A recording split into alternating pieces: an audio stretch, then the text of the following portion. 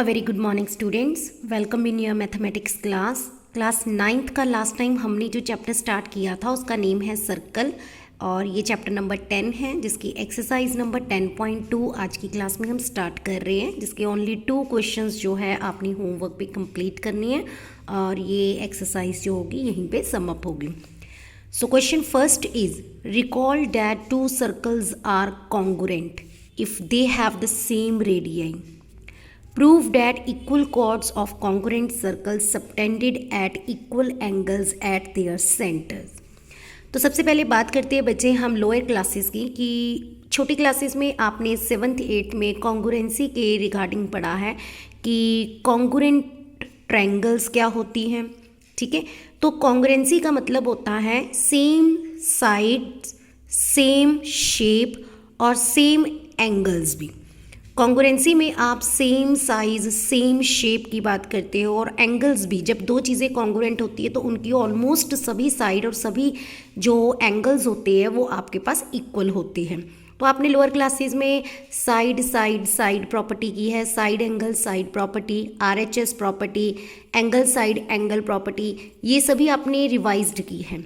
उसी से जुड़ा हुआ ये हमारा एक क्वेश्चन है। तो सबसे पहले यहाँ पे बात कर रहे हैं कि 2 सर्कल्स जो है वो कॉन्ग्रुएंट है if they have the same radius. हमने यहाँ पे 2 सर्कल्स बना लिए, ये आप देख सकते हो अपनी नोटबुक पे। हमारे पास 2 सर्कल्स हैं। सर्कल का सेंटर ज़रूर होता है। इस सर्कल का सेंटर हमने O रखा और इस सर्कल का सेंटर हमने O डैश रखा। ठीक है बच्चे, तो उन्होंने फर्स्ट लाइन में बोला है, कहते हैं आपको याद है कि 2 सर्कल्स कॉन्ग्रुएंट है तो उनके रेडियस भी क्या होंगे, सेम। अब हमें पता है कि सेंटर से, जब हम लास्ट प्रीवियस लेक्चर एक्सरसाइज 10.1 में आपको इंट्रोडक्शन दी गई थी कि जब हम सेंटर से एक लाइन सर्कल पे कोई पॉइंट लेकर आपस में ज्वाइन करते हैं तो वो उसका क्या कहलाता है, रेडियस। डैट मीन्स AO और BO इस सर्कल का रेडियस है। सेम CO डैश और DO डैश इस सर्कल का रेडियस है। और फर्स्ट लाइन में बोला गया है कि 2 सर्कल्स अगर कॉन्ग्रुएंट है तो उनके रेडियस जो होते हैं वो सेम होते हैं। अब ये रेडियस और ये रेडियस इस सर्कल के इस रेडियस और इस रेडियस के इक्वल है।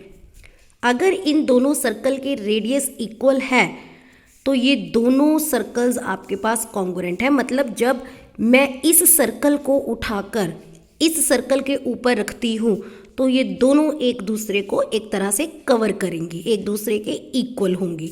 डैट मीन्स हमें एक चीज़ तो क्लियर है कि अगर दोनों सर्कल कॉन्ग्रुएंट है तो इनके रेडियस जो है वो इक्वल है। ठीक, next, prove that equal cord of congruent circle. अगर ये सर्कल कॉन्ग्रुएंट है, अगर ये दोनों सर्कल आपके पास इक्वल है तो इनकी जो कॉर्ड है वो भी इक्वल होगी। अब कॉर्ड कौन सी होती है, ये लाइन AB इस सर्कल की कॉर्ड है और CD इस सर्कल की कॉर्ड है। और अगर ये दोनों सर्कल्स जो है एक दूसरे के कॉन्ग्रुएंट है तो इनके जो आपके पास कॉर्ड है वो भी इक्वल होंगी। That means AB is equal to CD, ये हमें गिवन है। हमें प्रूफ क्या करना है कि अगर 2 सर्कल कॉन्ग्रुएंट है, उनके रेडियस इक्वल है, उनकी कॉर्ड इक्वल है, तो वो इक्वल एंगल को सेंटर में सबटेंड करती है। जो कॉर्ड है वो सेंटर में सेम एंगल्स बनाती है। अब सेंटर के एंगल कौन है, एक ये वाला एंगल, और इस सर्कल का सेंटर का एंगल कौन है, ये वाला। और हमें प्रूफ करना है कि ये दोनों एंगल क्या है, एक दूसरे के इक्वल है। तो सबसे पहले बच्चे हम बात करेंगे कि हमें दिया क्या गया है। हमें ये बताया गया है कि दोनों सर्कल कॉन्ग्रुएंट है, दोनों के रेडियस इक्वल है और दोनों की कॉर्ड भी इक्वल है। तो AB किसके इक्वल है, CD की। फर्स्टली गिवन क्या है, AB equal to CD, chord equal. और अगर कॉन्ग्रुएंट है तो इनके रेडियस भी इक्वल है। AO BO CO dash DO dash ये सभी एक दूसरे के इक्वल है क्योंकि इनके रेडियस भी इक्वल है, क्योंकि सर्कल क्या है, कॉन्ग्रुएंट। कॉन्ग्रुएंसी का meaning same side, same angle, same आप कह सकते हो शेप। ठीक है बच्चे, तो अब हमें प्रूफ क्या करना है कि ये जो कॉर्ड है ना, ये जो इक्वल कॉर्ड्स है AB और CD, ये सर्कल के सेंटर पे जो एंगल बनता है वो सेम बनाएंगी। मतलब हमने प्रूफ करना है AOB angle AOB is equal to angle C O dash D. हमें ये एंगल इक्वल करनी है और जहाँ पे एंगल बनता है उसको बच्चे हमेशा हम सेंटर में रखते हैं। देखो ओ पे एंगल तो ओ को सेंटर में, ओ डैश पे एंगल तो ओ डैश को भी सेंटर में। तो हमने प्रूव करना है कि जो ए ओ बी है वो सी ओ डैश डी के इक्वल है। ठीक है बच्चे, तो हम प्रूफ स्टार्ट करते हैं। अब प्रूफ तो बहुत सिंपल है। हमने ये सर्कल के अंदर की ट्रायंगल सपोज करनी है A O B C O dash D. अब इन दोनों ट्रायंगल्स में हमें क्या क्या दिया हुआ है? हमें दिया हुआ है कि जो ए ओ है या ओ ए है वो ओ डैश सी के इक्वल है, इस साइड का रेडियाई इस साइड के रेडियाई के इक्वल है। ठीक है, ऐसे ही ओ बी इक्वल है ओ डैश डी के, ओ बी इक्वल है ओ डैश डी के, ये रेडियस इसके इक्वल, ये रेडियस इसके इक्वल और ये chord A B C D के इक्वल। ए बी किसके इक्वल है? सी डी के।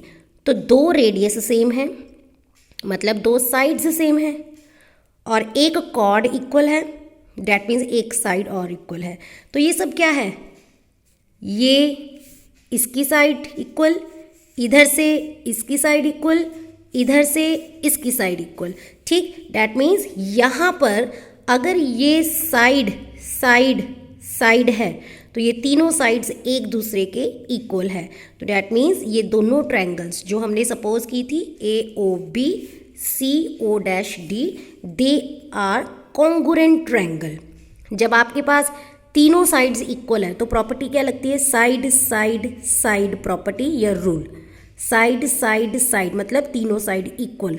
तो जब तीनों साइड्स इक्वल है तो दोनों ट्रायंगल एक दूसरे के क्या होंगी? कॉन्ग्रुएंट। और जब आपके पास दो ट्रायंगल्स इक्वल आ चुकी है, कॉन्ग्रुएंसी को प्रूफ कर रहे हैं, तो कॉन्ग्रुएंसी में सारी साइड सारे एंगल एक दूसरे के इक्वल होते हैं।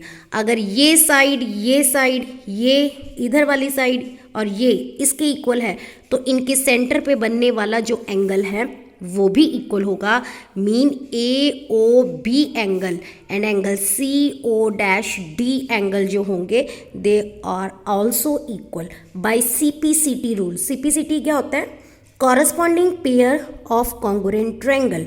जब ट्रायंगल्स आपके पास कॉन्ग्रुएंट है तो उसकी सारी कॉरस्पॉन्डिंग साइड्स सारे कॉरस्पॉन्डिंग एंगल्स इक्वल होते हैं। ठीक है बच्चे, तो आपने ये प्रूफ किया कि जब दो सर्कल आपके पास कॉन्ग्रुएंट होते हैं और उनकी रेडियस सेम है, उनकी कॉर्ड सेम है, तो उनके बीच में बनने वाला एंगल भी क्या होगा?